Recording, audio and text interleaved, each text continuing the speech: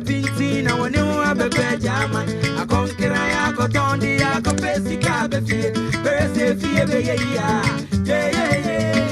Arapokia, or Tunguru Edina, or Tunguru Edina, or Tunguru Edina, or Tunguru Edina, Arapokia, Tunguru Edina, or Tunguru Edina, or Tunguru Edina. Otongoro ejiname, otongoro ejiname, otongoro ejiname.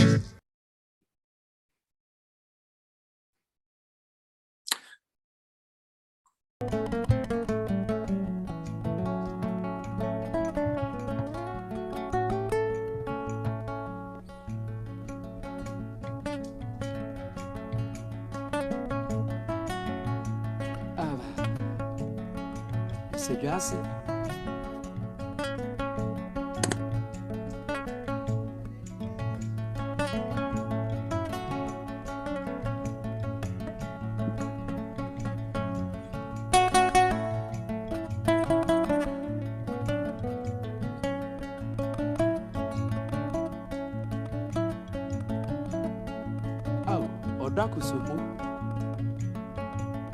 Oda kusumo yeni agro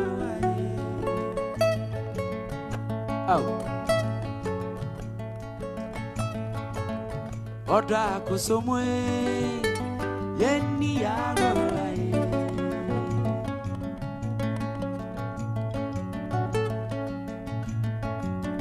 Oda kusumo yeni agro. All right, everybody. Yeah. Hope everybody's doing good today, and I'm very excited. I'm not sure if everybody can hear me, but let me just take this music out a little bit. I can listen to this music all day, and yeah. Can everybody hear me? Good afternoon, good morning, good evening, wherever you are, everybody. If you can hear me, you can give me a thumbs up. Anybody can hear me? Anybody can hear me? Hello? Okay, all right, good. All right, great. So I'm very excited today, and we have in our midst, he prefers to be called Sunu Doe. I know he's a doctor, and he's going to give us a lot of information about palm wine music of West Africa. So you can prepare your questions, and then we can share the moment together. Let me give a little background to the whole thing. So what we're going to do is to get, of course, information what palm wine music is, where it originated from. Is it only in Ghana? Are there other countries or other ethnic groups that perform this particular dance? How did, colonization actually affect this music, and how did the local people actually receive this? So this and many other questions we will be asking today, and of course our able personnel, Dr. Sunu Doe, is right here to join us in that discussion. Now, Sunu Doe is an applied ethnomusicologist and creates a monthly performance cycle called Nsadwase Nkɔmɔ, Conversations with Palm Wine Music. Nsadwase Music Festival. He is also a founder of and manager, of the Ghana Bigshots Band, the MoSaGh, if I don't know whether that's the right name, MoSaGh Band of Dubai. He currently leads the Legon Palmwine Band as well. A young scholar, his research interests include revitalization and sustenance issues in indigenous Ghanaian popular music, performance studies, African music pedagogy, ethnography of palm wine music or musicians, and performance praxis of African vocal tradition. So we're actually going to have a lot of fun discussing various palm wine issues, or as it were, palm wine music with Mr. Eric Sunu Doe. Mr. Eric Sunu Doe, are you here with us today?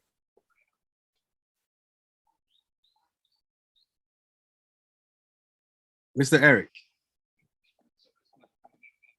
Okay, so I think he's getting in again. So we're gonna, before we start, we're gonna, listen to some music, some of his compositions, and some of his music that he has created in that space.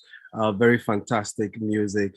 And give me a moment while I set this up. Actually, this was about Legon life. And I mean, when we say Legon, University of Ghana, I'm yet to know why it's called Legon. I'm not sure whether it's the Legon is the name of the community where the university is, probably it is. So we have the Legon Band here. So I'm going to play the music and we're going to enjoy it soon.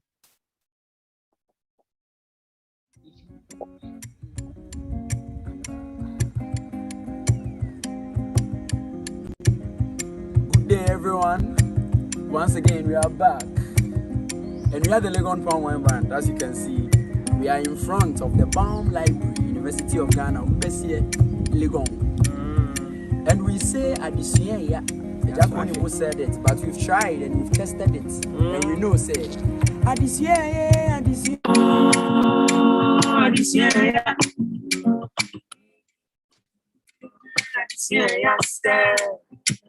Adisia, Baba.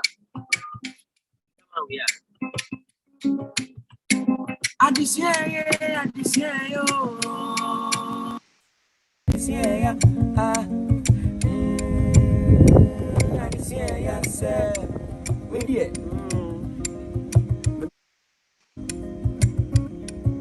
now my who say media my band that my band.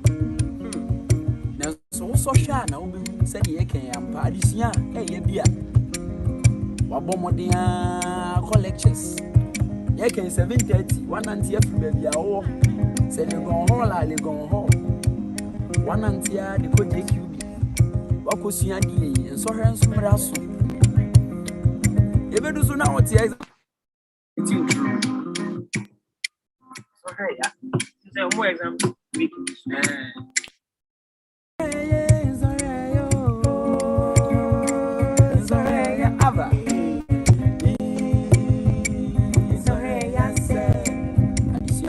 All right, I think Eric is back.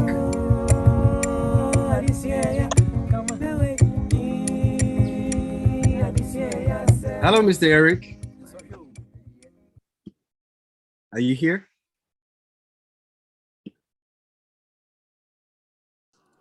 Hello. Yes, Yeah. having a bit of a connection issue. Oh, sorry. Yeah, but I'm just fixing it and then I will join it. All right. Okay. So whilst we're waiting, we'll continue with some music for the moment, and then we'll get you on very soon. I'm also making you a co-host, and then we'll continue from there. So let's go back.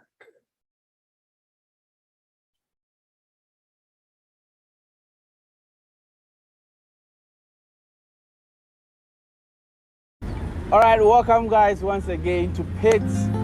This time we are on the Pokwasi stretch at the Estate Junction at MoSaGh corner. Chale, you find all the fruits in Ghana here. My God. So if you find yourself on that stretch, just park by the bus stop and visit MoSaGh.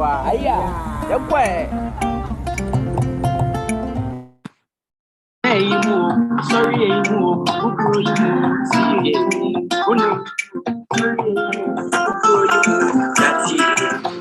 singing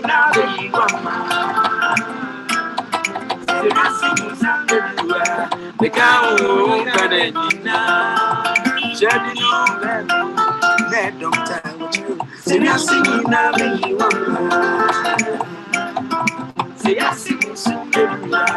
cow All right.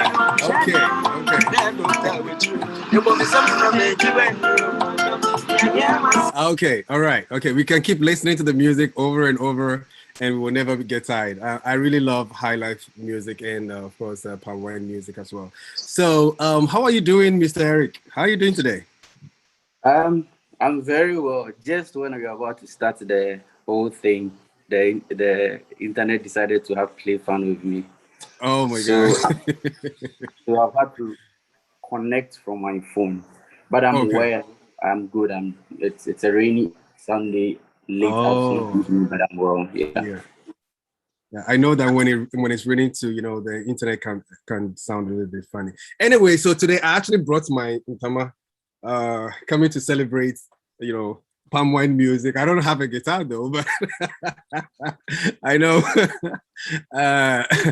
I've seen some clips of, you know, Ejakonimo and the rest, and also I think Mr. Crunchy, you know, putting on their cloth and, you know, displaying their talents all over the place, and it's really refreshing to see that.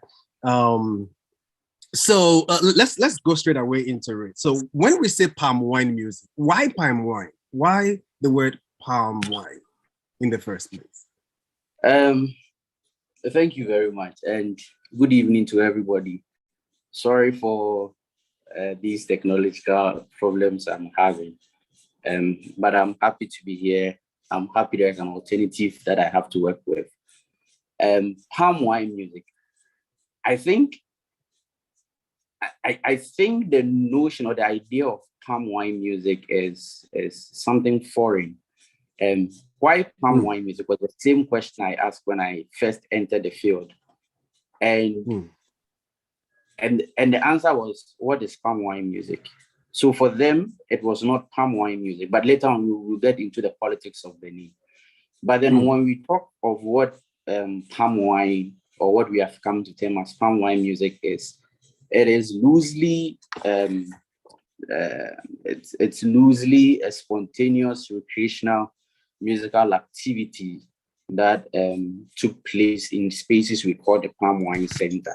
So, you know, for the lay person, this description or this definition should work. But when we get into it, you see there are different nuances of what palm wine music is.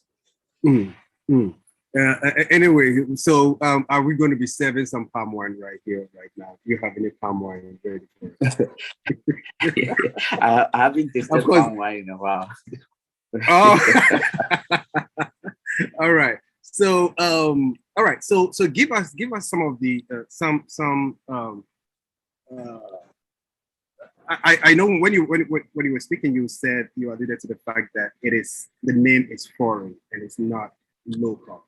So does it mean that it evolved during the colonial era?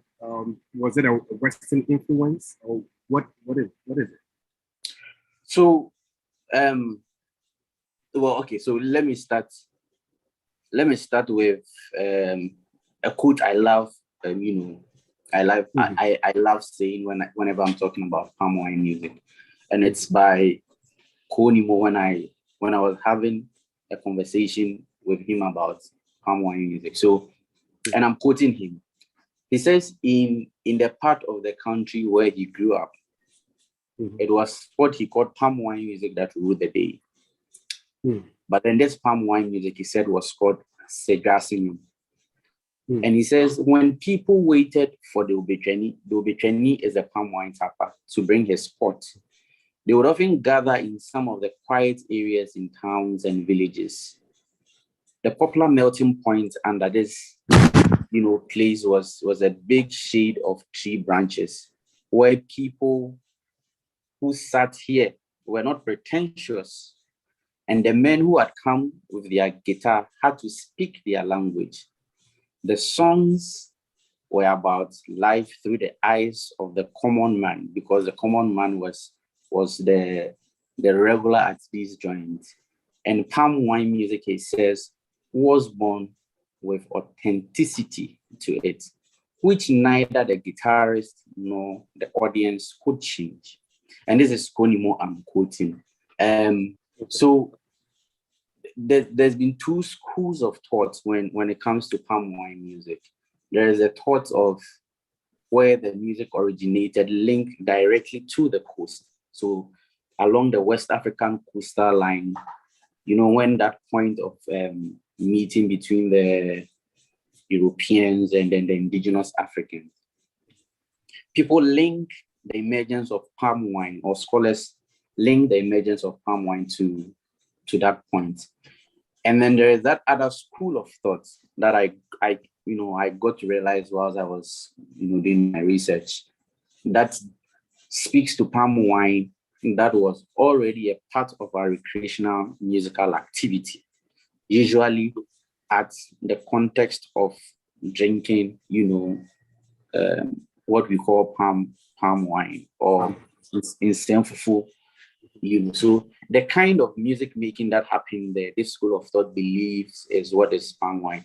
And as we talk about it, you get to know that it was not necessarily linked directly with the guitar. So the school of thought from the coastal areas think palm wine music is guitar driven. They link it to, the cruise sailors coming in with their port activities. And then the belief is that, or the thinking is that because they were working with these Europeans on their shows, on their ships, and then they were, helping them navigate along the coast, they would have come into contact with their musical activity. And Collins, for instance, argues that even though they learned guitar from them, they implemented the indigenous ways of playing the harp on the guitar. So some form of a transfer. So yes, we have learned the idea of playing, but we thought, the guitar looked like an instrument, maybe the kora, the sepera, and what have you. So the techniques in playing this instrument was then transferred onto this. So this is where one of the schools of thought think palm wine comes from, And then the other, of course, that loosely organized musical activity, in the inland where the politicians call the Kokoase, spaces. Yeah. So then it means that the guitar itself is a Western instrument. Is that it? Or was it adapted? Was it recreated in certain forms? Or it is just straight away a Western instrument, and then it was adapted into the local music? I mean, it is easy to conclude that it is a Western, instrument. But then when you look at the origins of the guitar, then it becomes a bit difficult to conclusively say it's from the West.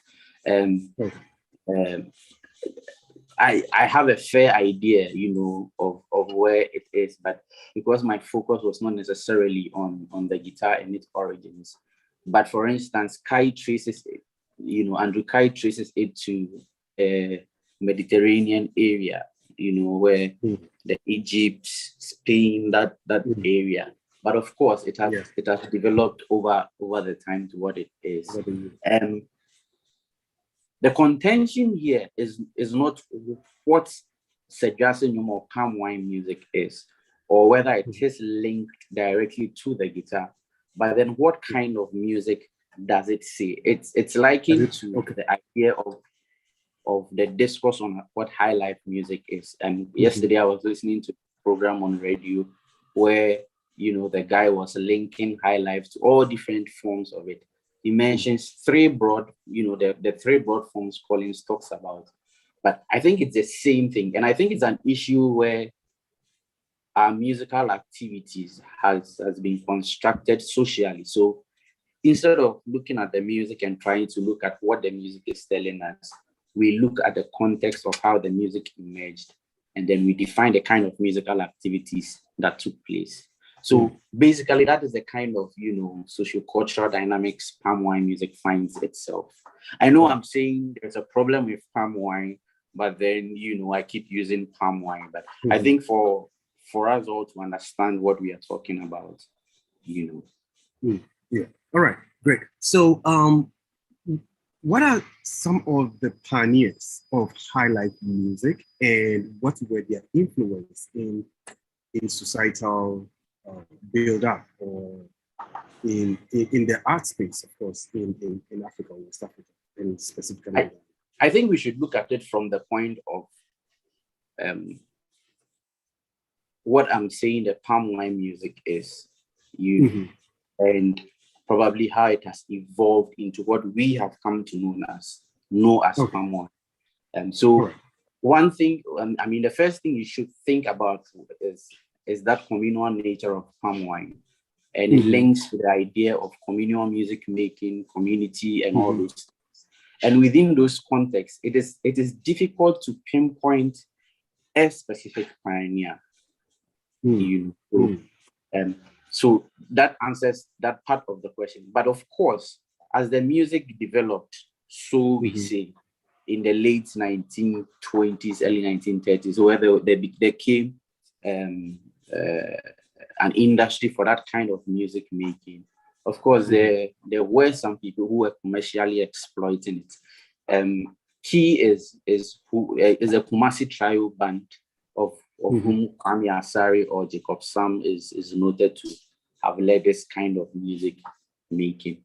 But again, that is also in contention. And new data coming up suggests he may not have been, and then it links to what kind of palm wine music or what kind of guitar music he was making. But when you think about it, and like I was saying, that there are two different schools of thought. The one that links Kwame Asari to palm wine music, or the early forms of high life music or guitar music, is that school of thought that believe palm wine music came from the coast. So when it came from the coast, the argument is it fuses with Osibisaba and what have you. And then there's a crew influence, and the crew are sailors from Liberia. Mind you, and like where the poster says, palm wine is a West African affair. So when you are in Liberia, there's a different name they give to it. So for instance, in Liberia, Cynthia Smith says it is known as sea breeze. When you get to Sierra Leone, Collins and Christopher Waterman says it is known as Marenga. And of course, in Ghana and Nigeria, we came to call it palm wine music. But there are nuances of these two. Again, when you look at the Nigerian context and you think about it, the kind of music making, that loosely organized music making there, would be difficult for you to say, okay, this is the type of, or these are the stylistic nuances of palm wine music. But when we come back to Ghana again, I categorize the numerous different styles of palm wine music within the various contexts into two. So I call it broadly the Nsadwase styles. And within the Nsadwase style, yes, not in Nsadwase, I say Nsadwase. So within the Nsadwase styles, there is what I call the Osibisaba styles, and then there is the Odonson and the Power, and its different variants. So what then is Osibisaba? So the Osibisaba links to the coastal idea. So there is the main line, and there is the Dagomba, there is the fireman, there is the Yamponsa, the infamous Yamponsa.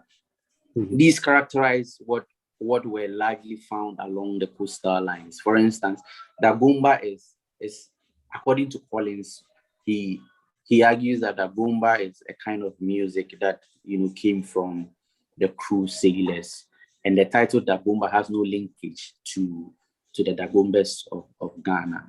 It's actually a name of somebody.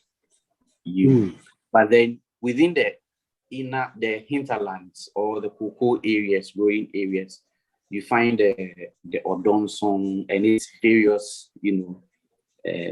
nuances, stylistic trends or variants. Okay, so would you say that palm wine is a genre of music, or what is it? Would you categorize So he categorizes it as a genre of music. When you say palm wine music, is it a genre of music?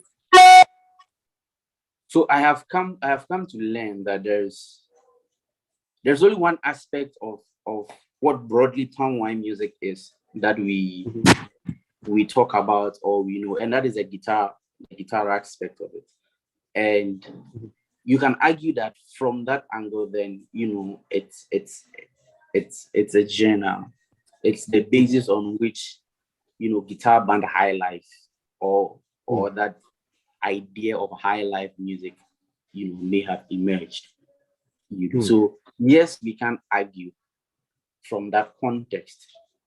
And if you permit me to just talk about the name itself, since we are talking about it being a genre, and in my search, just to understand when and how the name palm wine came to be associated with the different kinds of music we are talking about, it will interest you to know that up until the 1950s, there was nothing like palm wine music. So really, there was nothing like palm wine music. Yes, and it's something I kept inquiring in.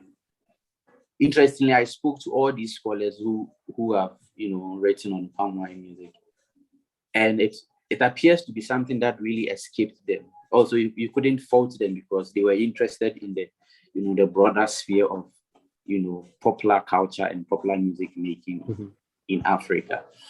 So yes, right up to the 1950s, there was nothing like palm wine music, but there were variants of names we called that kind of music. So native records, you could call them Akan blues or blues as it was popularly known, or even Kokwase, but largely within the Akan enclave, you'd mostly hear Nsadwase. And when they say Nsadwase, it doesn't necessarily mean the guitar music, but then a host of other musical activities took place. You could find the krumu, the krunku, the sometimes osode, and the seprewa and all those things, happening in there. Okay, great. So again, this African Live Arts, we connect African art forms, history and culture to universities, art organizations, individuals across the world. And here we have Mr. Eric Sunu Doe sharing with us the information about palm wine music of West Africa. All right, so we'll go on with that. So what comes into place or what comes together to form palm wine music? We can talk about the text of the music. We can also talk about the instruments, the instrumental elements as well. I know that it's not only the guitar. We have, I mean, I wouldn't attempt to mention the names, but what are the components that come together to form the palm wine? Essentially, when you look at the stylistic elements, palm wine music is largely characterized by what is being said. The narrative, the story that is being told. When you read Alaja Brown, he categorizes African popular music into two broad ones. I mean, it's obvious. He says there is one that is that is made for dancing, and then there's that type that is made for contemplation. And with contemplation comes, that story. And so palm wine music or palm wine guitar music falls within that context of contemplative, African music, popular music making. The idea or the thought of contemplative brings to bear what are they contemplating? Or what are they thinking about, or what is leading that contemplative mood, and that is where the stories come to be. In my conversation with Konimo, for instance, he tells you that, look, these musicians were not interested in the sophisticated chordal progressions and what have you, but to have, he calls it a simple, complex chordal progression, in the sense that the rhythm. That's a lot of contrast right there. Exactly. Yeah, like simple and it can be complex. his complexity, as I read, his complexity comes from the idea that the rhythms that accompany these simple chordal progressions is a bit complicated, so to speak. You have to be attentive. You have to pay attention to what is being played, and because it is repetitive, you might have the tendency of falling off a bit. But that simplicity is laid on or serves as a background for that story. So anybody listening to palmwine music would get that repetitive, musical, form repeating. It keeps repeating itself. But then it's the text, the message, the lyrics, that they listen to. Of course, you can dance to it, but it is essentially the. And in my work, I defined it as an ancestral storytelling. They're telling stories about their everyday lives. Godimo calls it the vicissitudes of life. Of life. And when it comes to it is the stories they tell, not necessarily the encomiums or the difficult rhythms and the changes of melodies, all those intricacies of modern music making. It's stories, yeah. Okay, and when it comes to the musical instruments too, of course, I know that guitar plays a very important role. Or can guitar replace the seprewa or the gunje or anything like that, or it is strictly certain type of instrument? So again, I just want to emphasize that we are talking about two different contexts of music, Okay. Music making. So in the Nsadwase type of palmwine music, you would find all sorts of soft sounding musical instruments accompanying the music making. It could be just the claves or maybe the seprewa in there, and that is not commercial. We have met at Nsadwase, we've come to drink palm wine, and then out of that we make that music. And there's that commercially staged one, which often uses the guitar. But then besides the guitar, they have something that gives that bass, bassness in the song. So you'd have certain groups using the adakem, a box, which was popular with Osodo ensembles. And then quite later on, you find Kwamensa using the Prim-Prim-Sewa, which Kodimo also builds on and becomes an integral feature of his music. My friends and I in the Legon Palmwine, we use the Prim-Prim-Sewa. But our colleagues in Kwampa uses the Gome, for the music making. Although we both use the guitar, they use one guitar and we now use two guitars. But essentially the guitar plays a key role in this kind of music. I think the next question that will come to anybody's mind is can a keyboard or any other musical instrument be used in this commercial kind of music making? I feel what defines that music is that acoustic nature. So when we lose that acousticness, then we lose the music. With that said, I'm not saying that we can't use, for instance, the sepro and the saxophone or the trumpet, And my group, we've experimented with the trumpet before. It sounded good, but they had to play extremely soft, But yes, you can use that in that spontaneous context of music making. But on the commercial, the stage ones, questions will be asked of you when, you use such musical instruments.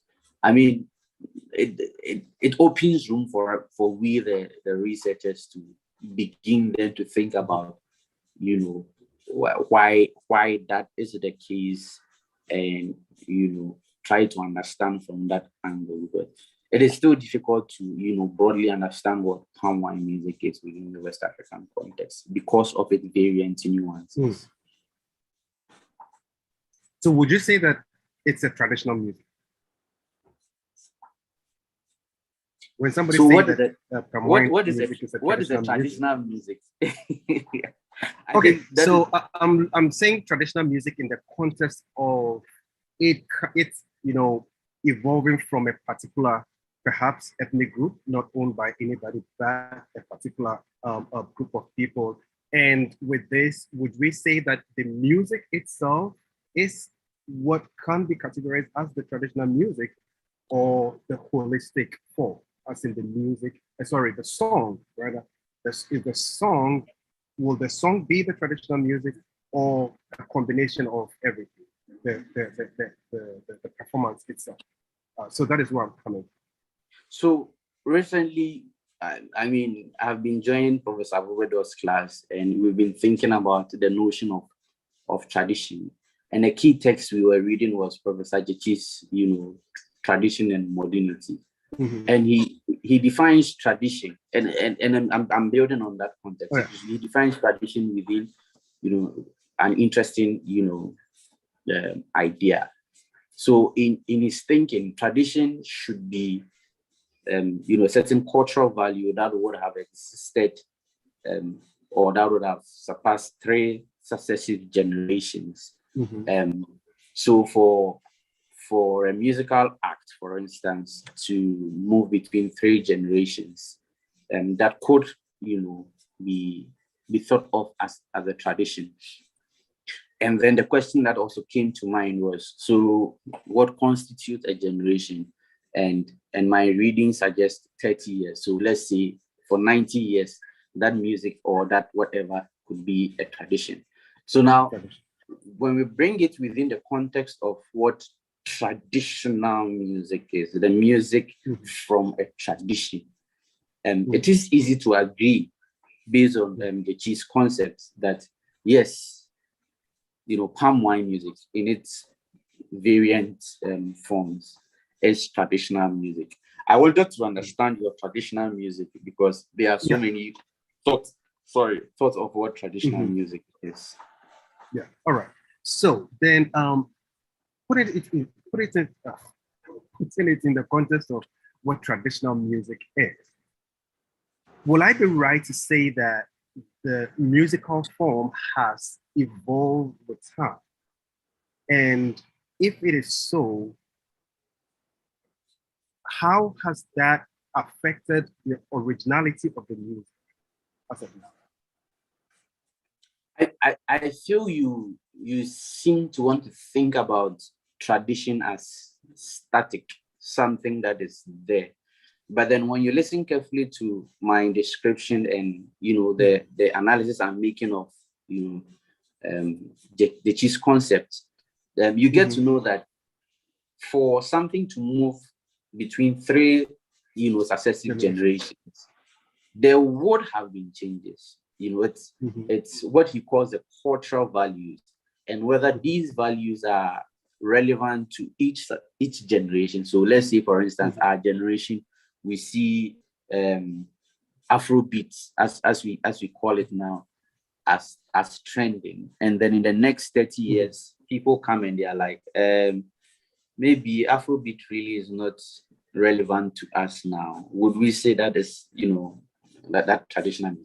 So I'm saying that for something to have been tradition, it wouldn't have been stuck. It would have gone through several processes, from all these successive generations. It would have undergone a little tweak here and there to make it relevant to them. So palm wine music has evolved. I wouldn't say developed, but it has evolved. It has gone through several generations. It has been reimagined, it has been reshaped, it has been rethought, to be relevant to these generations. The kind of palm wine music Konimo does was not, or is not the same palm wine music, for instance, Kwame Nsa was doing, for instance, Kojo Seidu was doing, for instance, the Kumasi Trio was doing, for instance, the Crew Sailors brought. Mind you, they are new, there are nuanced, distinctions between these stylistic frames I've seen characterize palm wine music. So, yes, it has evolved. Yes, it is not, static, Is it relevant to us now? And that is where my colleagues and I in Legon Palmwine Band and Pampa are reimagining palm wine music to be relevant to, our context. Yeah. So I'll come back to that. I'll come back to the your band that you have on campus. But real quick, when we talk about sustenance of a traditional, so for this purpose, I'll use traditional form. When we talk about the sustenance of a traditional form, what are we looking at? Are we looking at certain elements that we are adding on, or what are we looking at? Because of course, one, tradition is dynamic. I hear people say that, we want to preserve this particular tradition. It could be traditional dance, traditional music, and all that. But I think that, that traditional form could change with time. And as you said, right, 30 years, 90 years, and all that. And so what Anagbaja music was in the 1950s is perhaps changed as of now. So when we talk about the sustenance, as you were doing with palm wine music, what are you actually looking out for? Are you looking at maintaining some forms and adding on to those forms, or you're looking at, okay, this is how the music works, and you're trying to bring it back as it works, or as you know best to be it? There's been various thoughts of sustenance, and it's been looked, or sustainability, and it's been looked at from different contexts, from the the natural sciences, from the social sciences, and we tend to apply some of these things into what we do. When you also think of sustainability, you think of the idea of conservation versus preservation. So do we want to bring the old and hold on to the old, or do we see value in some of the old that we think would be relevant for our development? I think that is where it lies. So for us, for instance, we were not thinking of bringing back, what it was, because we don't even know what it was. There is little documentation to suggest what it was. But then we have gone through the different phases to understand how different generations interpreted palm wine music. We have gone to understand the historical context, and we have come to understand that value, that essence of that tradition that we think may be useful to us today, that we think is worthy of holding on to.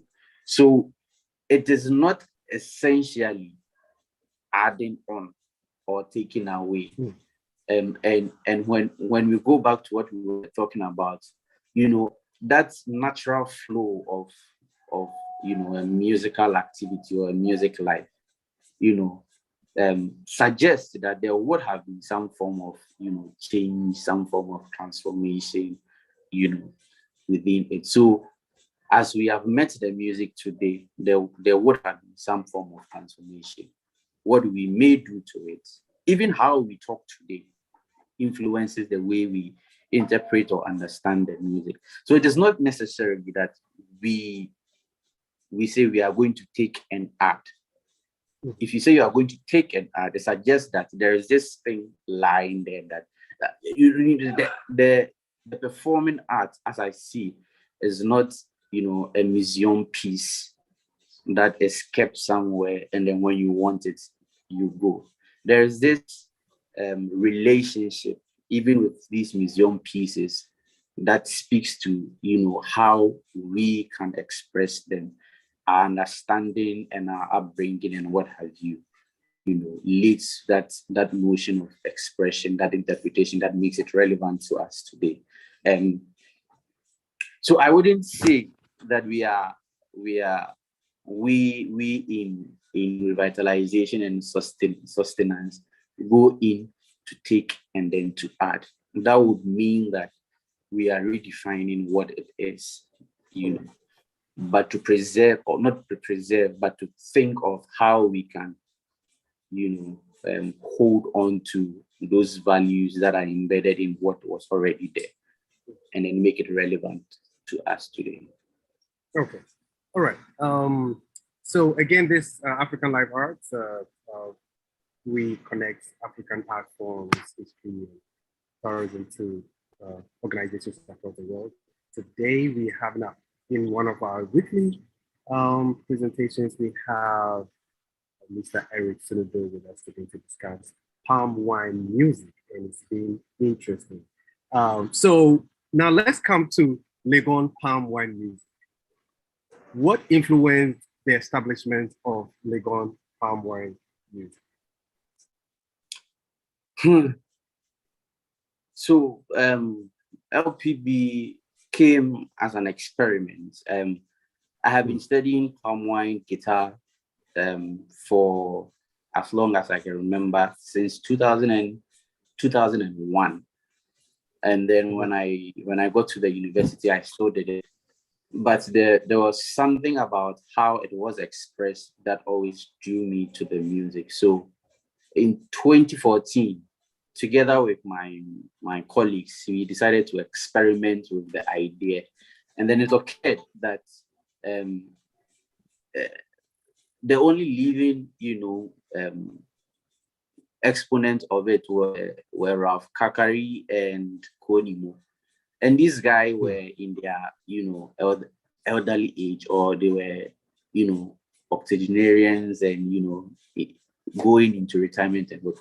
So then the thought was, what happens to the performance practice of palm wine music? And by performance practice, I'm thinking about, the acoustic nature of that kind of music, because today everything is electronically generated, I'm thinking about the values in the music and how that could also shape the way we think and write music today.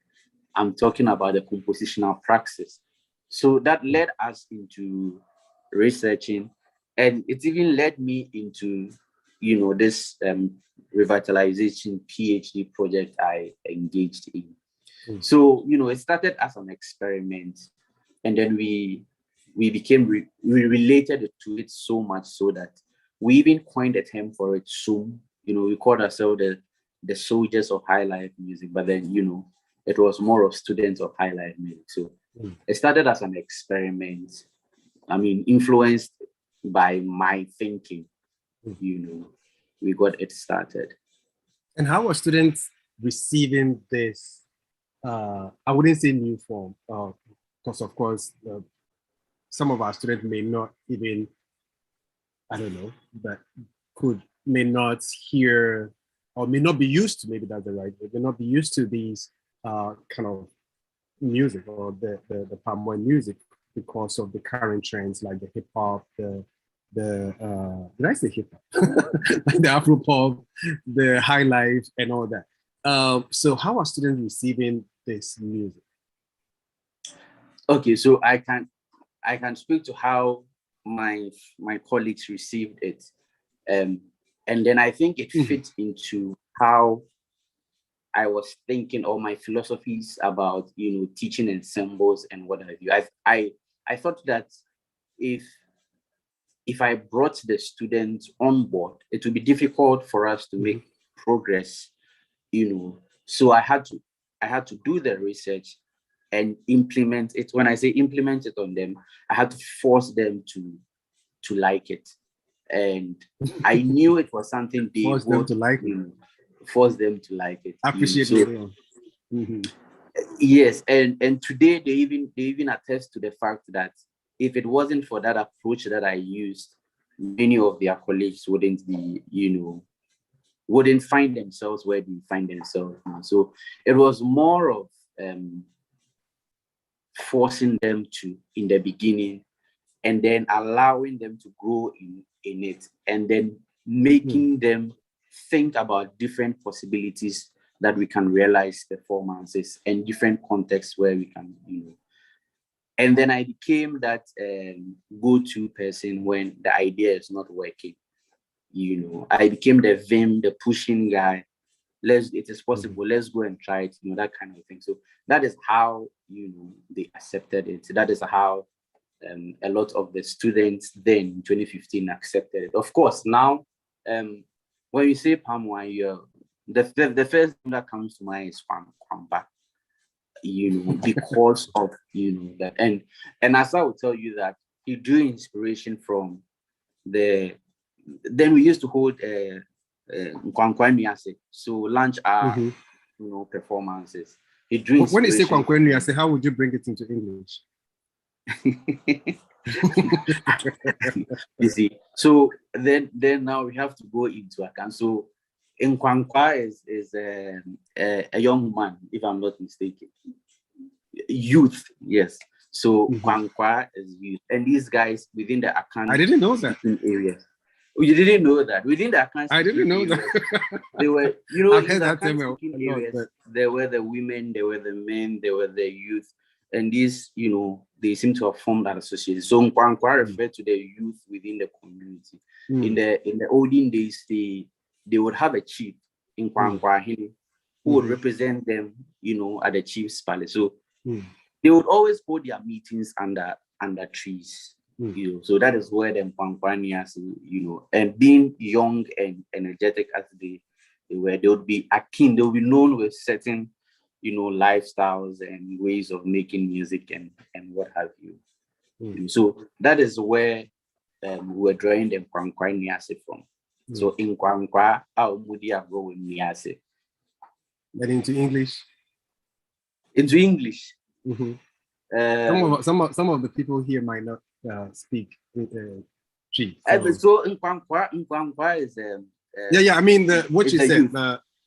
You said it. You said a term in Chi. So I just wanted to. Okay, a youthful gathering under trees. A youthful gathering under trees. Oh, a youthful gathering under trees, right? Okay, okay, great. So, and I'm sure that these students who joined your group at the end of the day have benefited some way, somehow, economically through this band. Am I right? Indeed, they started benefited right from the word go, because I mean.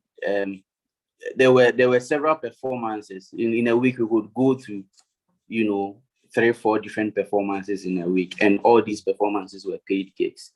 And I think what worked for us was our link with Nsadwase.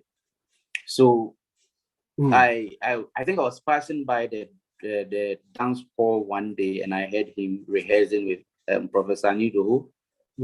I stayed for a while, and I thought, how can we help elevate his, spoken word?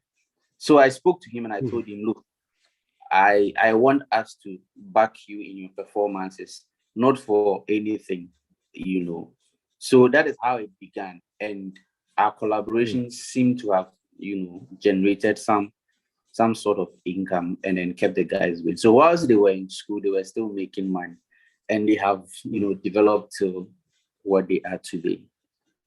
Yeah, and that brings me back to the whole idea of collaboration, especially within the art forms that we have.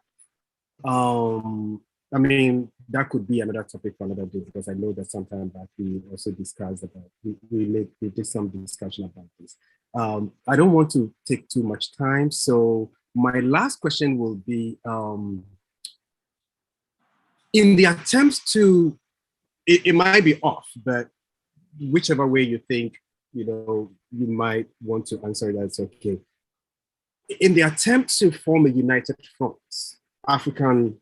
Pan-Africanism, do you think that these traditional forms, in terms of music, come together to form a stronger,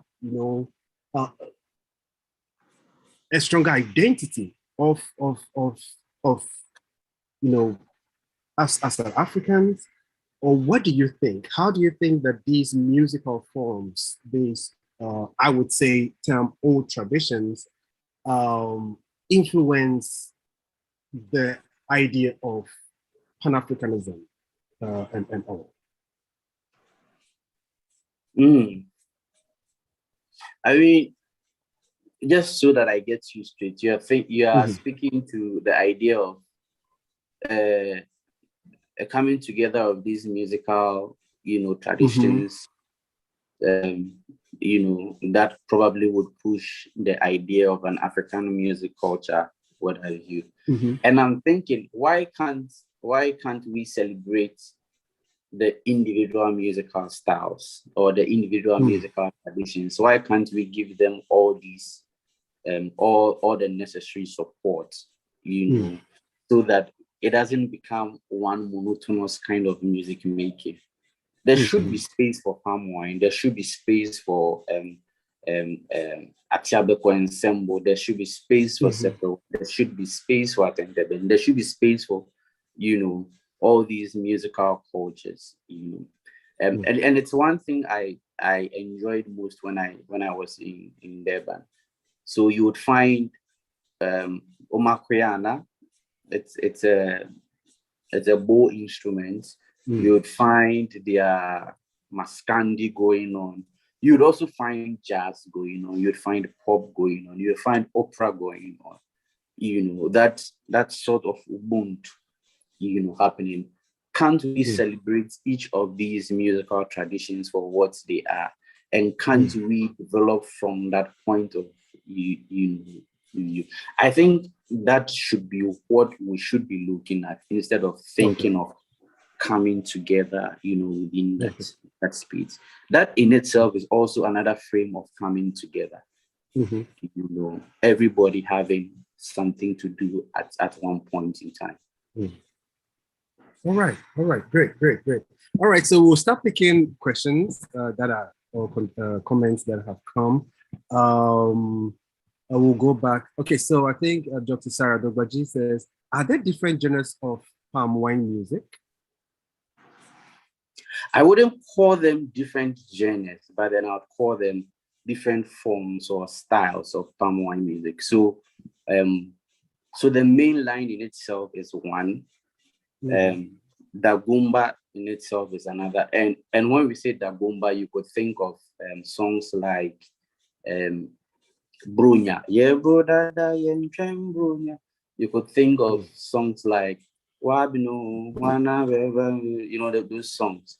When you think of Fireman, you think of Nanampedu's Okwedru,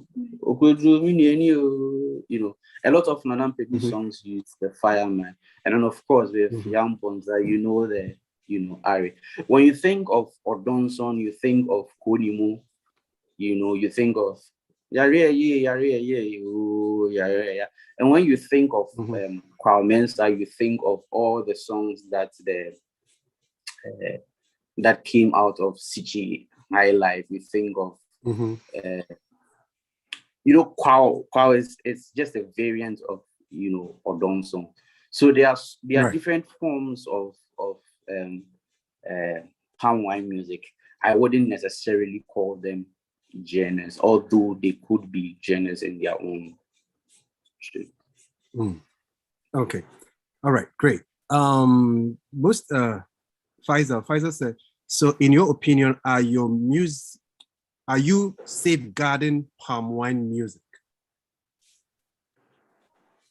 I think what we were doing, or what we are doing when we started was, I don't want to use the term revitalize, but was to bring urgency. It appeared that palm wine was not in mainstream. Palm wine was, as Collins would say, music that was played for nostalgia, when you want to feel a sense of village. So what we were trying to do was to make it, relevant, bring some form of attention, some urgency into the music. In itself, there will be undertones of, revival, there will be undertones of revitalization, there will be undertones of sustainability, in that now a lot of people pay attention to it. A lot of people now interpret what is going on. A lot of people now go looking for, So there's some form of, sustenance in there, but ours was more of bringing urgency into that kind of music making. Okay, all right, great. So again, if you have any question, you can take your hand up, and then I will. You can unmute yourself and act. But before that, we're going to watch this video of palm wine music by the Legon Band. All right, welcome guys once again to Pit. This time we are on the Pokwasi stretch at the Estate Junction at MoSaGh corner. Chale, you find all the fruits in Ghana here. My God. So if you find yourself on that stretch, just park by the bus stop and visit MoSaGh. Yeah.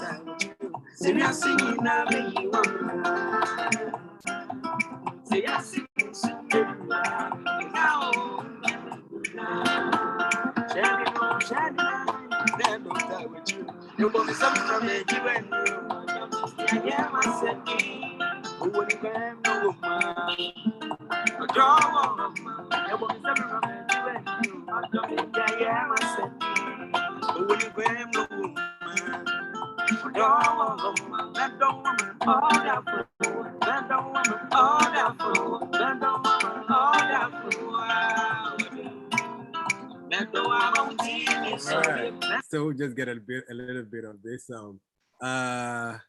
Maybe Mr. Eric is going to share his social media outlet, so that if you want more of his, compositions and music, you can get it. But I know that when you check the Legon Palmwine Band on YouTube, you'll find that. Mr. Ayram says, have you tried playing palm wine music in church? If no, why? If yes, what was the reaction of the congregants? Okay, so no, I haven't tried playing palm wine in church. A couple of reasons. One, it's been a while since I visited church. Two, I am not known to play music in church, But with that said, I think what he probably may have been thinking about is the idea of palm wine and probably gospel music or music making within the idea of Christ.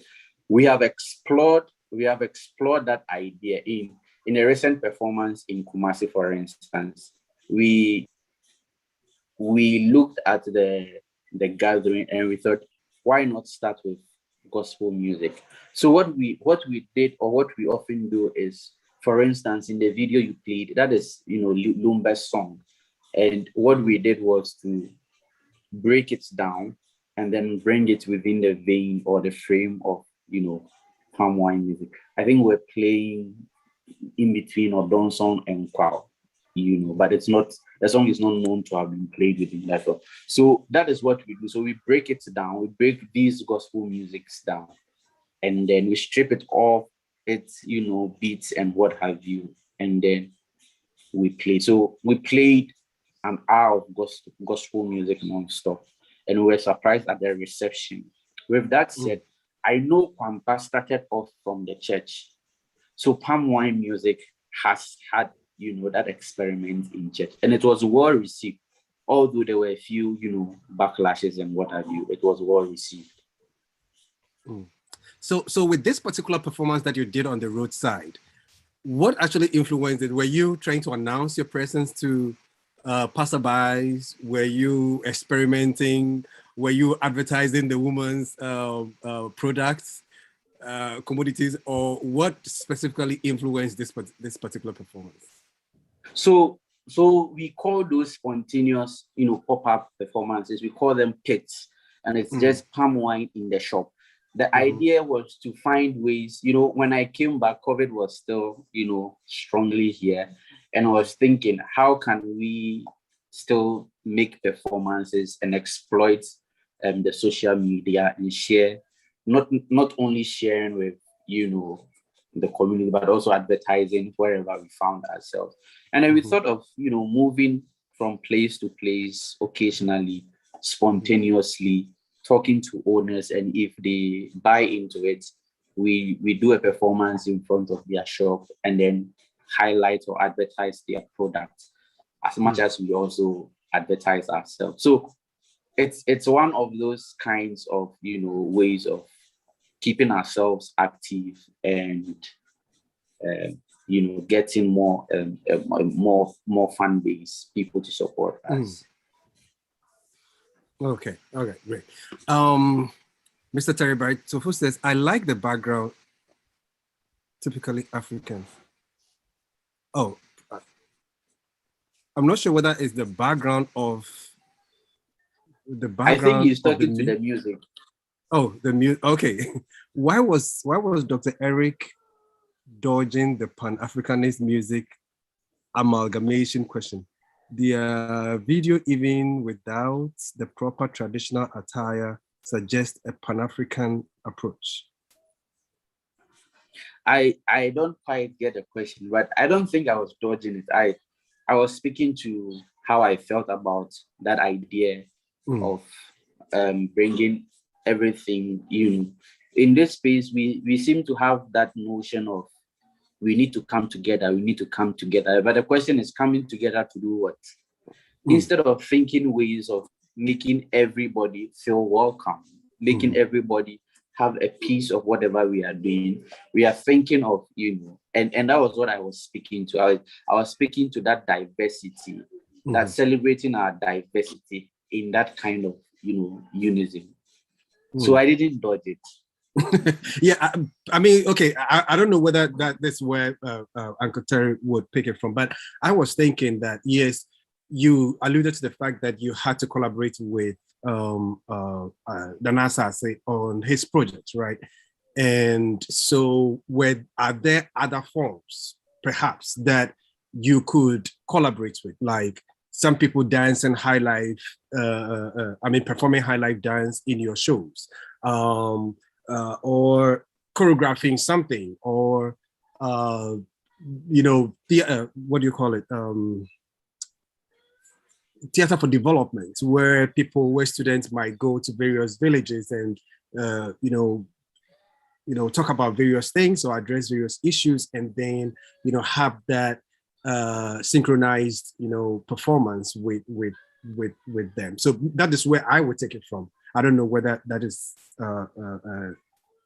Uncle Terry's approach though, but anyway, you don't have to answer it. So Faisal says, what informs the themes in your composition? Do you consider safeguarding folkloric tales through your composition? We talk about stories that affect us. We believe these stories relate to so many of our peers, and then we frame them within that, stylistic ideas of palm wine music. So they are largely our stories, our experiences, and what we think of what is happening today. Okay. All right. So whilst we are waiting for the next question, we will look at this one as well. A very beautiful piece.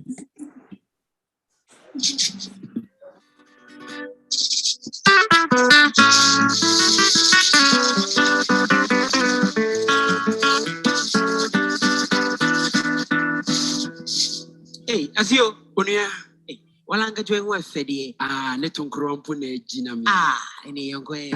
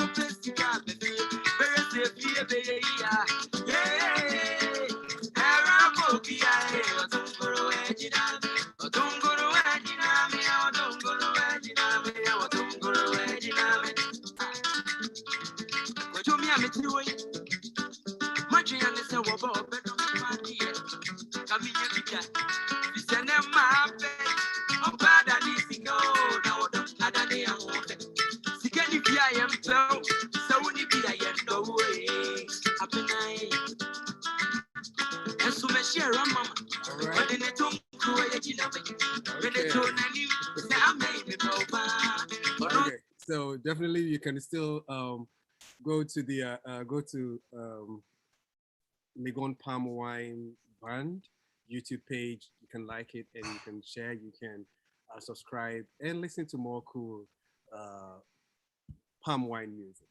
Right. When I spoke about, when I put the flyer there, somebody was thinking, are we going to share palm wine right here? That's why I was asking right from the beginning, do you have some palm wine to share with us? Yeah, so let's see whether there is. Okay, so anybody with any questions who wants to, unmute yourself and then you go ahead. Do I see any hands up? Miss G, you have any questions about the topic? Anything? Any questions from anybody? Anybody wants to chip in? Don't feel shy. Okay, I see from, is it Wen Huam? Okay, I don't know. Perhaps, okay. Is palm wine music only sung in Akan language?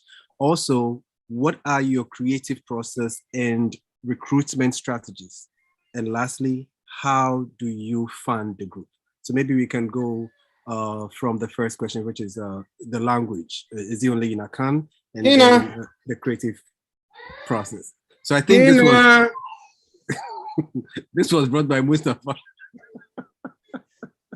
All right. After this, I've got Mr. Terry Bradford will also come in and ask this question. So if you can go through this and then. So palm wine music is largely sung in the Akan language. One of our colleagues in the band is always on our heads like, Can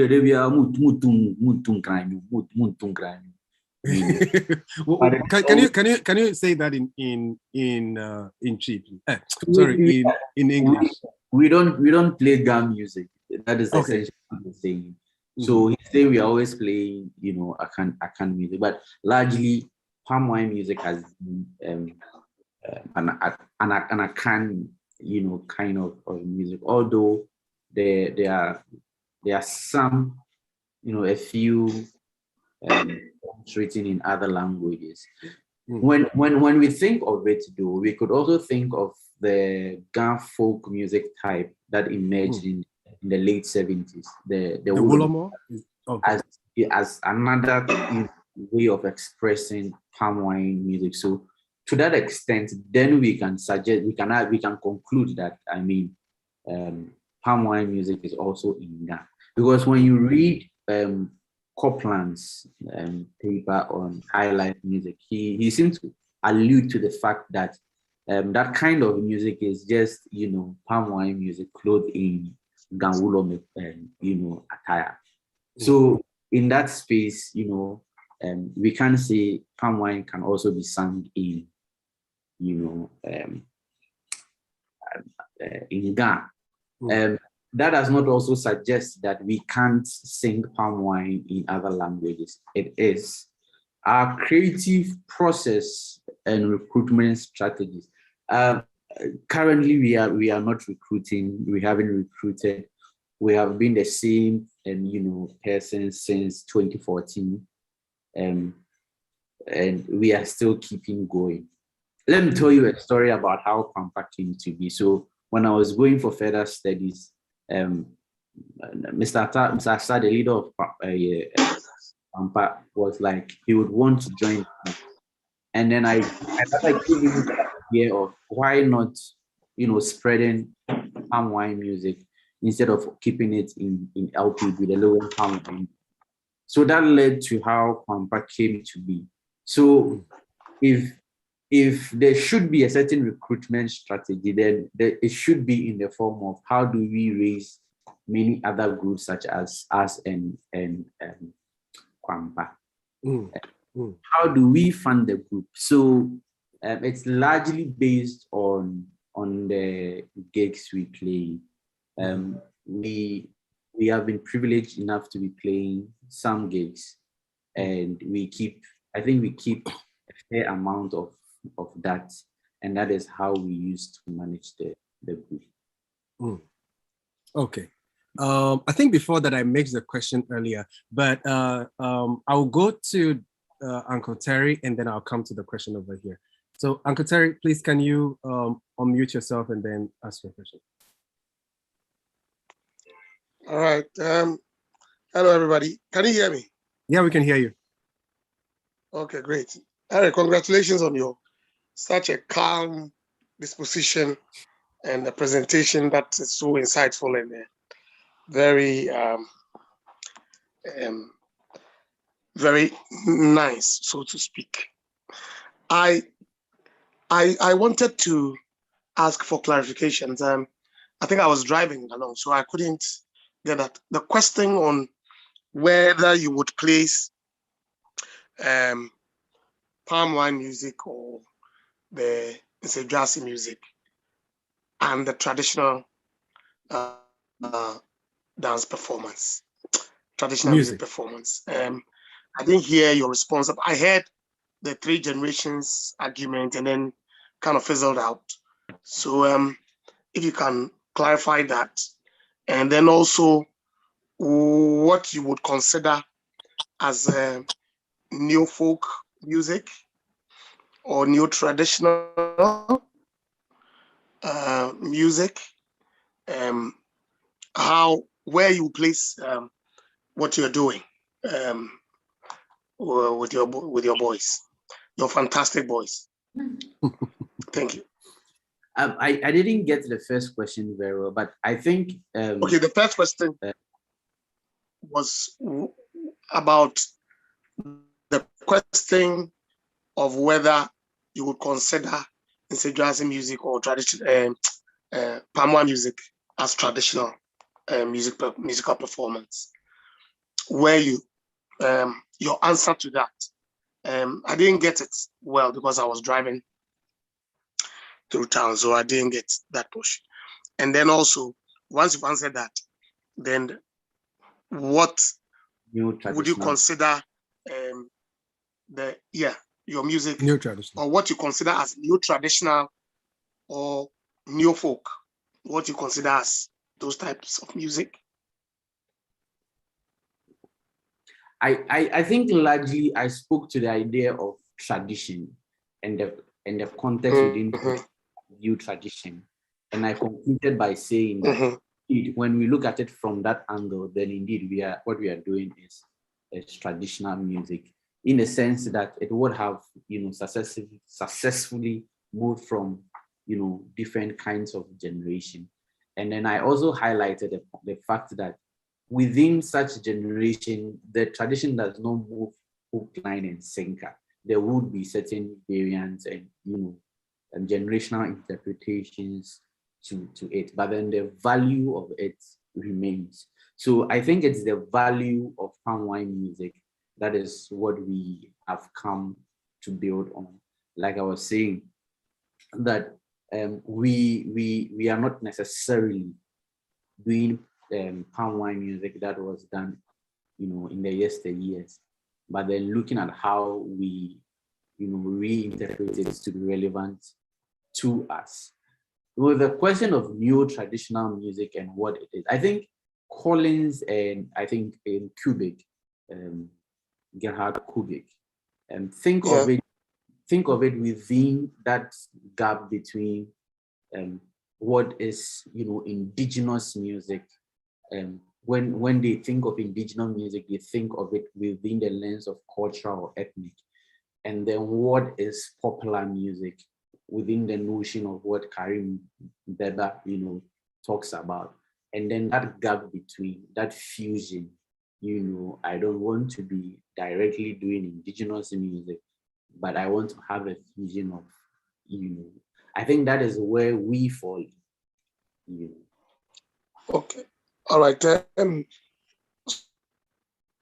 So this is a leading question, so that I think we can all learn from this discussion. So I just wanted to ask another question, if Frata will permit me. Yeah, go ahead. Would you consider highlife music? How long has it been in existence? Highlife music? Yes. Collins argues over 100 years. Over 100 years. Would you consider that as a tradition?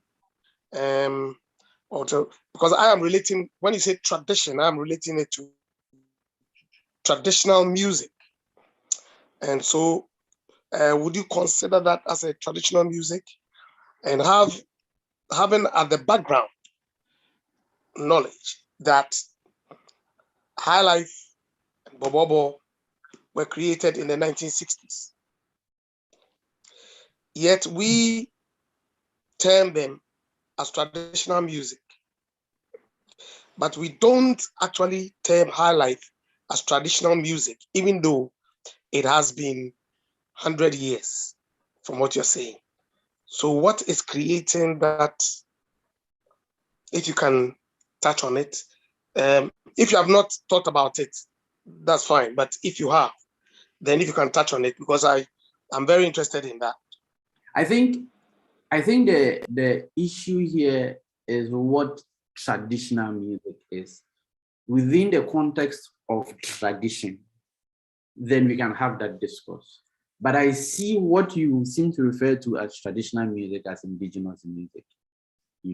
Within the idea of tradition and traditional music, then there are so many different kinds of music necessarily that can be traditional music. Highlife can be traditional music because from my explanation of the different generations and the cultural values that would have gone through these successful generations, we can consider highlife music as a traditional music.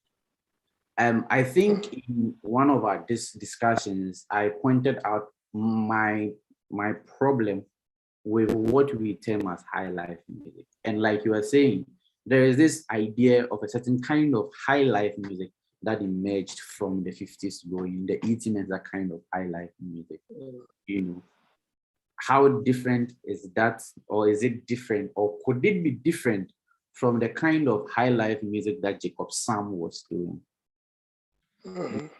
That Ike Nyame, was doing, that Nanam Pedu and Co picked up from. Could that also be different from the brass tradition where Collins also argues is a type of highlife music? So in that discourse, I remember pointing out that our discussions or our definitions of what highlife has been more social in the sense that doesn't pay attention to the kind of music going on, but to the kind of activity that was going on. In the same way, when you think of our discussion of palm wine music today, you get the nuances of the description of, social cultural activities defining the kind of music going on. But the elements in the music may suggest something different. I remember on that day too, I pointed out that, for instance, in palm wine music, where I call the two O's, the Sibisaba and then the Odonson, prior to the 1950s, they were called these things. It was Odonson, it was Kwao, it was Mainline, it was Amponsa. These were the names we called them. But, we seem to have used the lifestyle that characterized these things to define what the music was. I mean, it was easy then, but then I think as researchers, it's something we should begin to explore to find, these things. So yes, we can term high life as traditional music within the notion of and how it has been discussed by, for instance. But if we talk of indigenous music, and that becomes a different ball game, something that we can all, explore. All right, great. Okay, so Dr. Sarah Dogaji, can you unmute yourself and then you can ask your question. I know you wrote something here. Sorry, I forgot, but maybe you want to touch it up. Yeah. Good evening, everybody. Greetings so that everybody can have their share. Yeah, good afternoon. Yes. Right. Thank you very much for the presentation. The title I'm thinking of now. I don't know. Palmwine music. No, there's not Palmwine music. I'm talking about the musician. Oh. Sunu. Mr. Doe, the Sunu Doe, Dr. Sunu Doe. Yeah. Sunu for short. Sunu. Yeah, he didn't want me to call him doctor, so he says he prefers Eric Sunu Doe. That was very interesting, very, very interesting, listening to you. And I see that you have a what do you call it? You have in your nature the qualities of the music that you're playing. And so you can go very far with what you're doing. The countenance of the music is your own content. I'm looking for the word, I'm not finding it. It's not countenance I want to use it. But your mannerism is consistent with what you're doing. So there will be life in what you're doing. It will go very far. It is not forced. It is just oozing out of you because you are living what you're doing. That's very interesting. And it's been very, very interesting listening to you this evening. Thank you very much for that insightful discussion. What I would like to point out also, I asked a question earlier whether there are different genres of palm wine.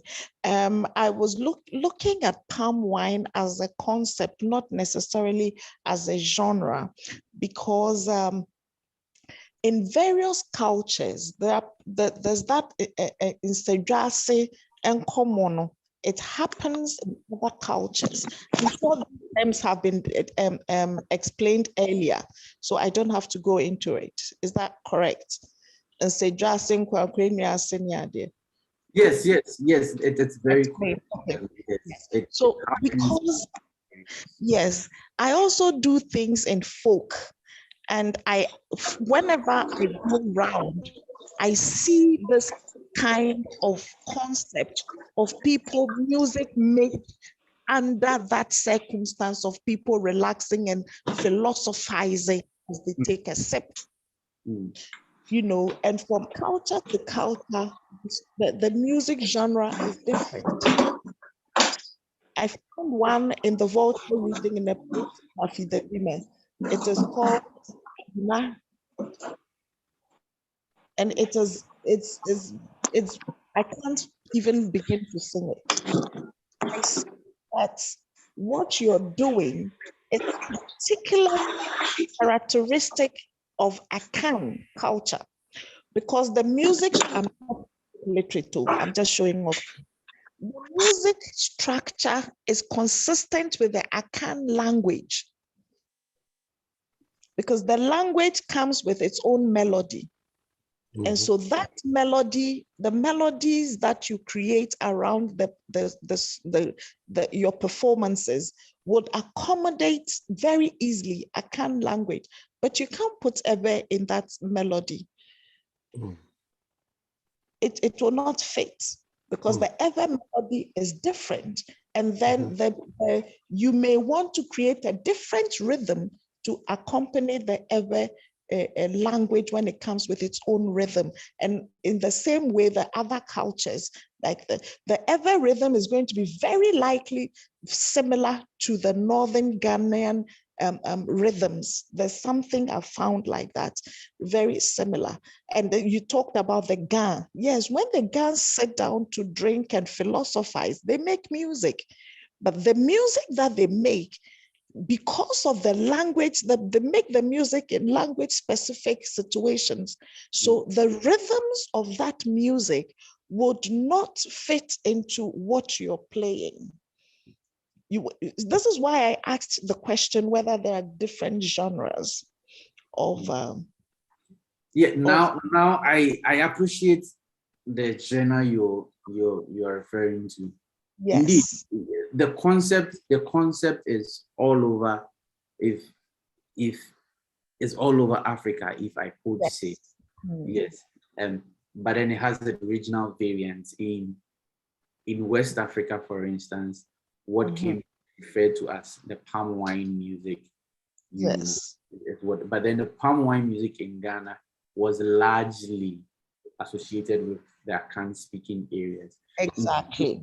Recently, for instance, there was an occasion where, together with my friend from Hohoi, we were exploring this idea, and there was this particular context that we experienced the concept you're talking about. We haven't really explored the nuances of the language and how probably they would fit in the different stylistic forms I have spoken about. But that is also something worth considering and then conducting more research into.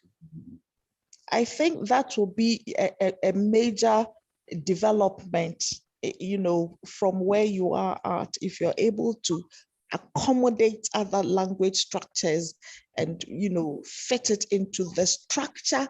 I don't know if structure is a good word to use, but into the kind of mode that you're working in. I think it will be very, very inspiring. I also put down earlier whether you'll be interested in collaborating with Lododo Art in doing storytelling. Yes, it is very possible. Yes, we have a program coming up called Brunya Apata. And in that program, we tell stories, folk tales. People tell their own stories. We sing, we dance, we play bobo. And this I'll do some. We play bobo, we play umpe, we play sichi, we just play. So it usually happens. Okay, thank you. Yeah. All right. Great. Thank you very much, Dr. I'll do some. I'll put my name down. Dr. Dogbaji. All right. Yeah. So go ahead. Yeah, I'm saying that actually an event that I'm planning, I've started talking about it. I'm calling it the Folk Bazaar, where we can celebrate Ghanaian folk. Wow. All shapes and forms. Yeah. Great. And I must say that Dr. Dogbaji is also the founder, if I'm right, of Lododo Arts. And you can check out Lododo Arts on YouTube. And they also have Facebook pages, LODO. DO. And Arts, right? So so you can check them out. Wow, great. My last question is, why whilst we are drinking, then we are not chatting, but we are trying to reason. we are philosophizing. Philosophizing. All right. Miss Eric. So when we talk about palm wine, of course, when we talk about literal meaning of palm wine or palm wine joint, that idea comes into mind. Whilst we are drinking, we are philosophizing. Why that phrase? I think it goes beyond a specific context, because when you read Plato and Socrates, you get that idea also happening there. So it is not something I particularly have explored. I haven't read so much about it, but I remember in my philosophy days that we read of such instances. So I would like to think that there is some form of connection between being influenced by the beverage and how you think, probably because you may not be yourself, or probably they give you some form of to express yourself. But I haven't explored that. Yeah, I mean it's interesting, right? I mentioned it in my class just last Friday, and some students were like, "Oh, when I drink, we're talking about of course, we're talking about we are drinking, and we're not talking about drinking water. We're talking about drinking, some alcoholic content. So if I drink, some people are, of course, in different cultures or in different places, they will say that, no, I drink, and then I don't even want to think at all. It's like when I drink, I forget about my worries or whatever. But then when we come within, I would say, our context, when I say the African context, or perhaps maybe I can talk about the Ghanaian context. It's actually the opposite. It's like we are philosophizing during this time. So it's not like you're drinking and then you're forgetting about your worries, but you are thinking through stuff whilst you're doing that activity. Anyway, so it's interesting, how maybe later on we can, I don't know whether anybody has any question or any response to that. But I see Mustafa's hand up. Mustafa, you have any question? Maybe last question, and then we wrap up. Sorry. Andrea, please go ahead. Sorry. Go first. Okay, Mustafa, how? Yeah, I was having a conversation with a storyteller from Holland, and he said something very interesting, because we talked about this part of the story, and we were talking in general about folk art, and this storyteller likes to tell Ghanaian stories. So we're having a conversation extensively about Ghanaian folklore, and then it delved into this philosophizing and drinking and things. And surprisingly, well, I shouldn't say surprising. So I would like to say that I think it is a universal concept. There are people who drink just to get drunk, but there are people who drink to think. There are people, for instance, who, for want of a better example, there are people who smoke Indian hemp, and they smoke it just to get high. But there are people who smoke it for philosophizing. That's when you are high. Well, I don't know. People drink for all kinds of reasons, Yeah. So the thing is, what he said, which complements what Sunu is talking about, is that they also have that. He gave me a name, but I've forgotten that one too. That it's like a dinner. When they call a dinner, then philosophers are sitting and they are all drinking beer and talking. And that is when they churn out the most, profound thoughts, because they are speaking from their soul. It has gone beyond the conscious mind trying to work things out. They speak from their soul, so that the drink kind of becomes a muse for them, it propels them onto a certain level where they are not able to speak beyond the ordinary conversation. So you see, when people go to the Nsadwase to do the Nsadwase Nkɔmɔ, not necessarily because they are going there to say, I'm going to philosophize. That's not the point. But then as they sip the wine and they talk, they gradually, the thinking develops, as they talk along.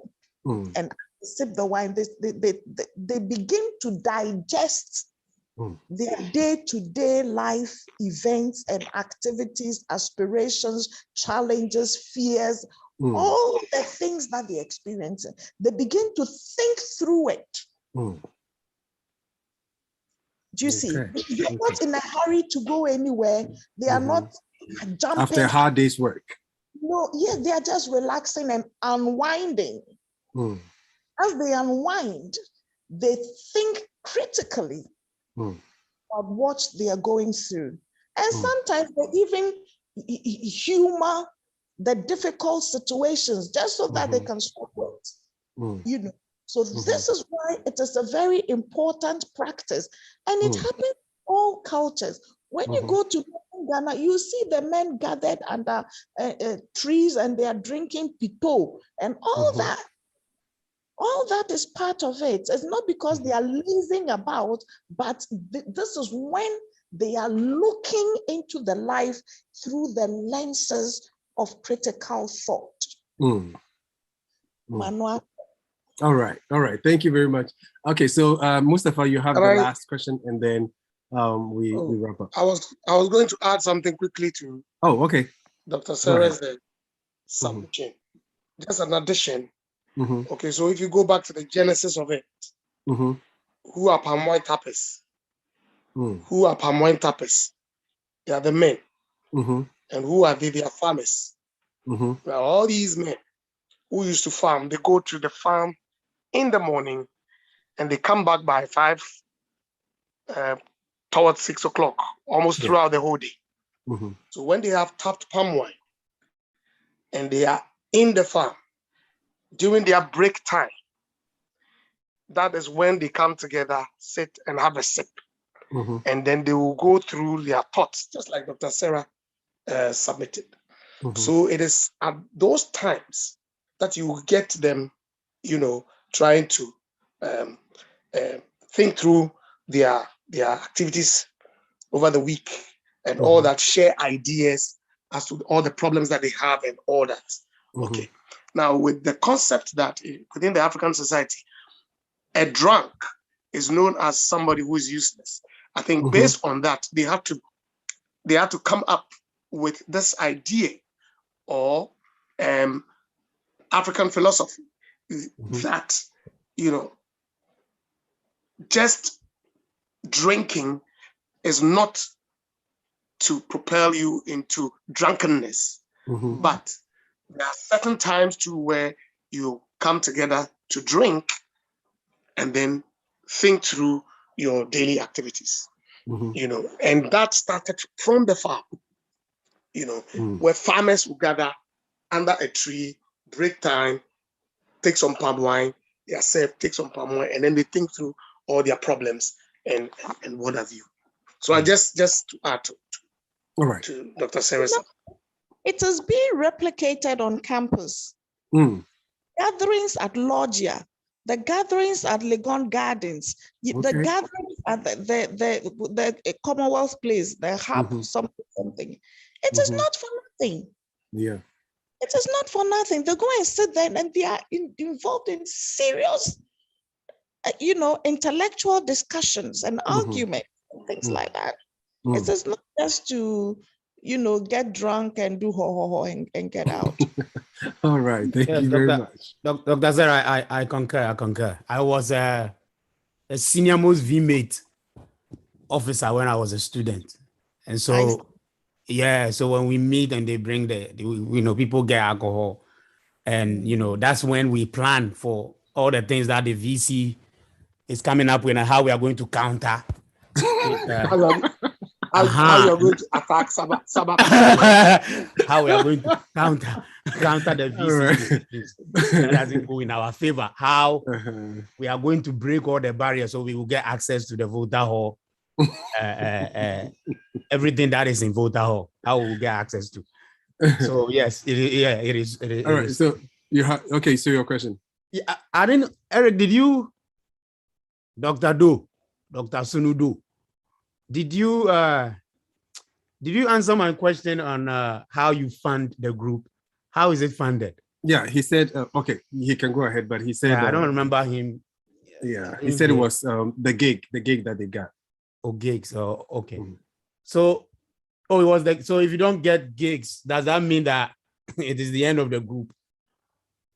Or okay, so your question was more of how do we fund the group, and then we're saying it is largely by gigs, but the fact that we may not be performing gigs does not mean we are not participating in the music-making activity.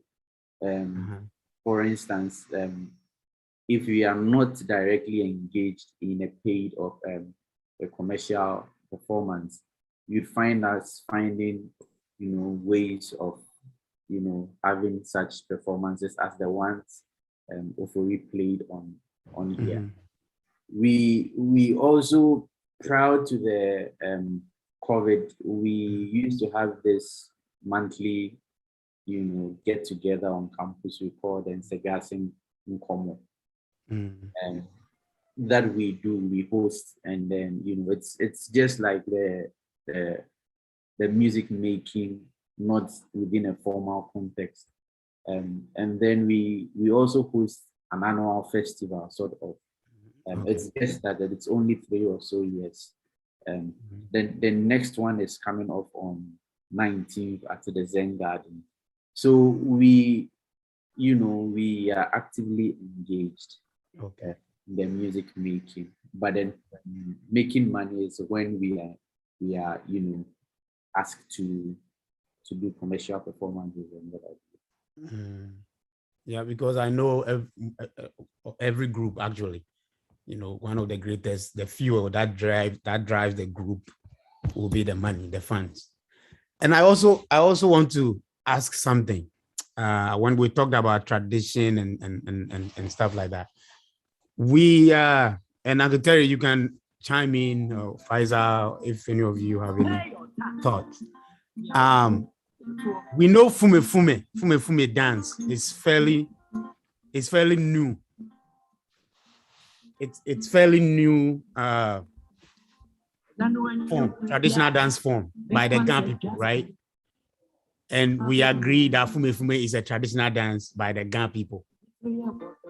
If High Life have been around longer, decades before Fume, why is High Life not a traditional art form, but Fume is a traditional art form? And I can add Pan logo too. It's also fairly new. So is it because no ethnic group is openly claiming High Life music?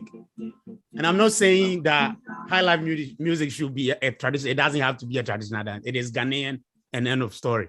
But for the purpose of education, and some of us we want to ask thought-provoking questions. I just want to put this out there and hear what people think. Can I quickly contribute to that? Yes. Can I quickly contribute to that, Obrata? Yeah, go ahead. All right. So that's the mere reason why I asked Dr. Eric that question.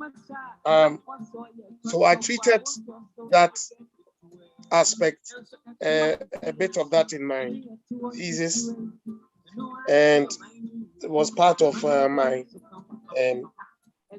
findings, and helped me in drawing some conclusions. So the issue is, I created some kind of a chart from traditional through new traditional, new folk, through pop, popular, all the way to creative works and iconoclasts. The iconoclasts are breakers of rules. So they break the broken rules.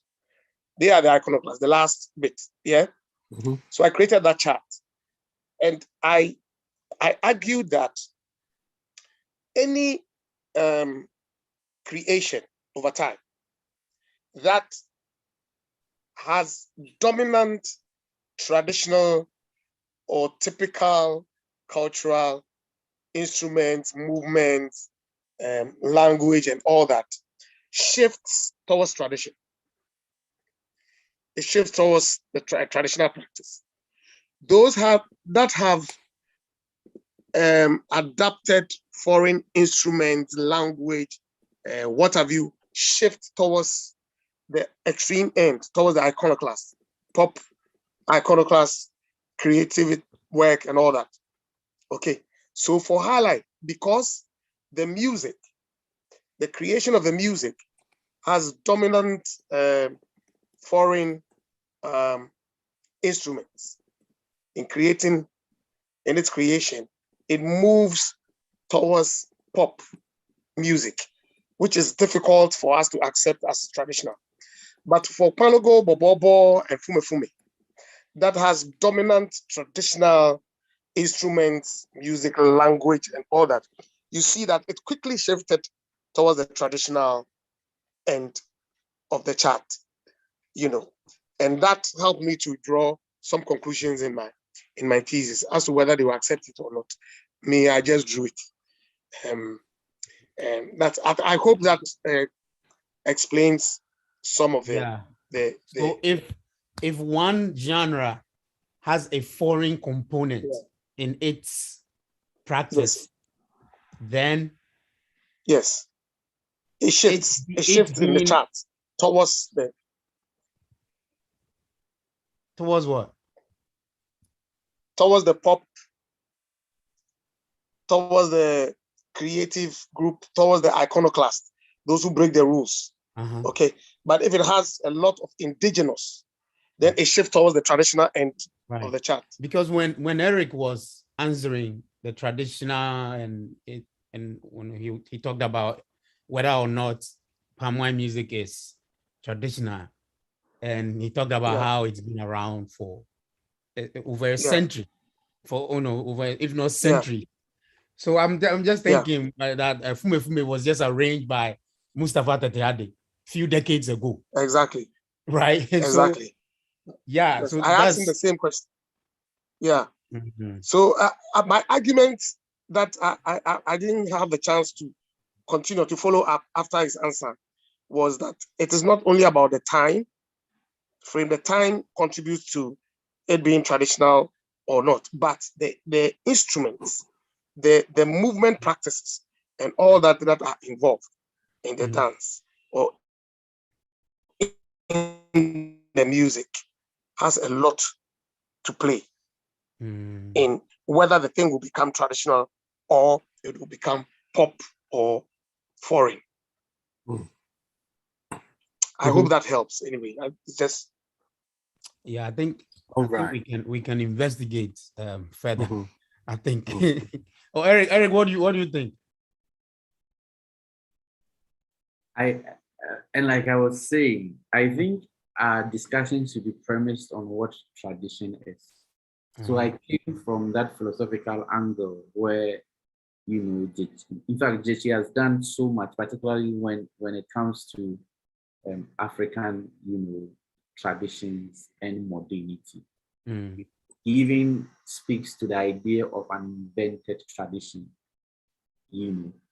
But I come from that point to then move to the idea of traditional. So it could be traditional art, traditional dressmaking, traditional what have you. So that construct is what I used in explaining what traditional music is. And from Uncle Terry's point of view, you could tell it, he speaks to these individual elements. These individual elements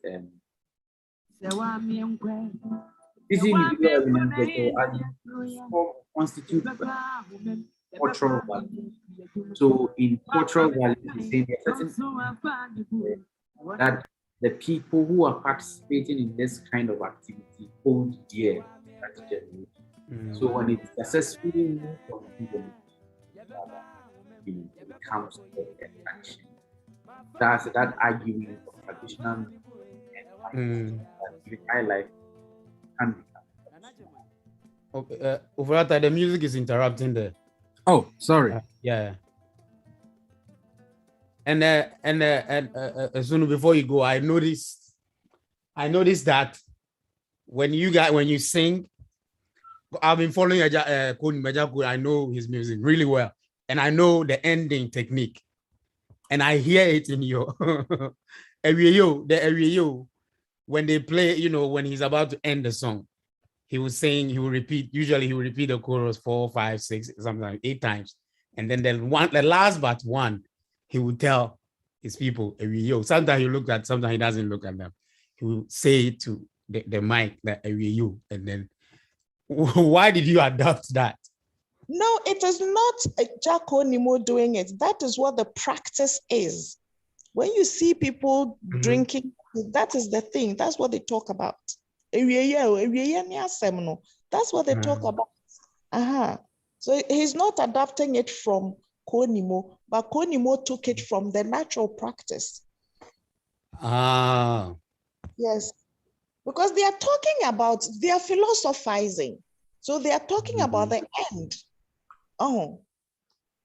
So that's the thing. So if somebody should translate it into English. I don't know how. The end is the issue. The end justifies the means. Or the end matters more than the beginning, probably something like that. No, it's not the end justifies the means, not at all. It is not the end justifies the mean. It is more like, how will it end? That's the question. How will it end? It is the ending that is the issue. So the ending is very important because they are thinking about the ending of their own lives.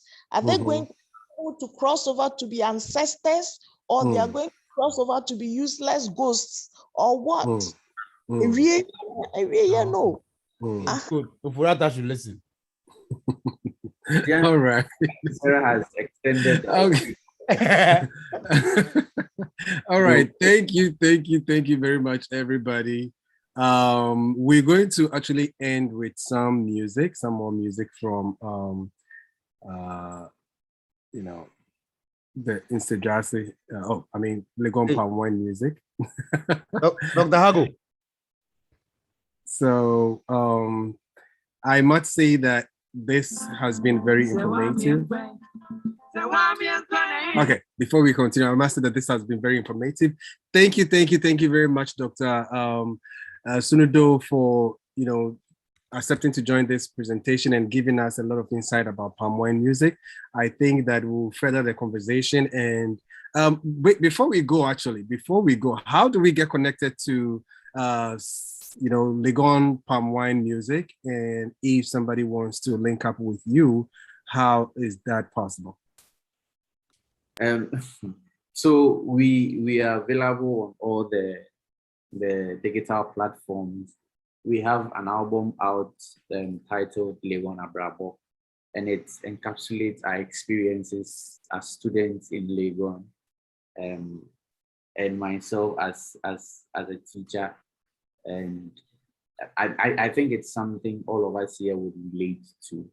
So check that out. Besides that, we're on YouTube, Legon Palmwine Band. We are on Instagram. We are on. Have you composed any music that we can go find somewhere? I think our compositions are the ones that are the recorded ones that we've been marketing is online. So you can find it on Apple, iTunes. You can find it on, in fact, all the digital platforms. The title of the album is Legon Palmwine. Okay. Yes. For the sake of people who cannot speak in Chi, how do you spell the Abrabo?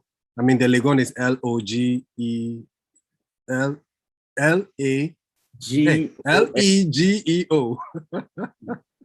Yeah, Geon, right? And then Abrabo. Legon, Legon.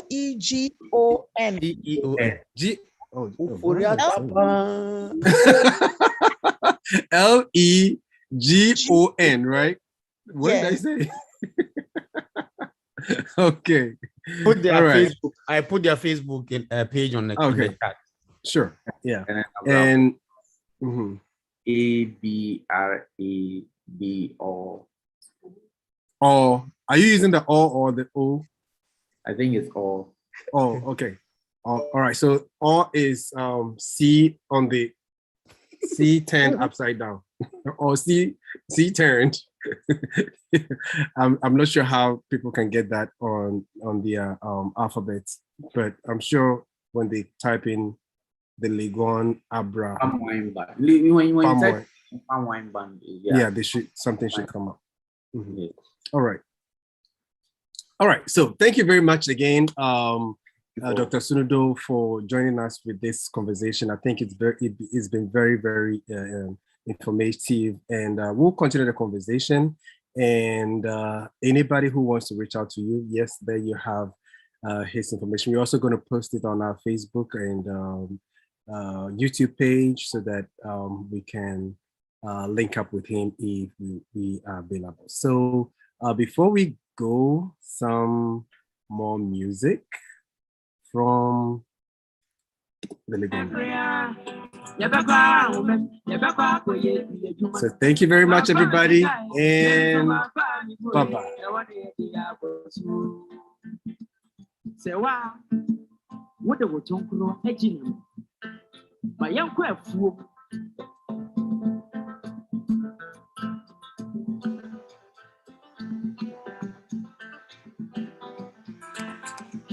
Otunguru wejina meya, otunguru wejina meya, otunguru wejina meya.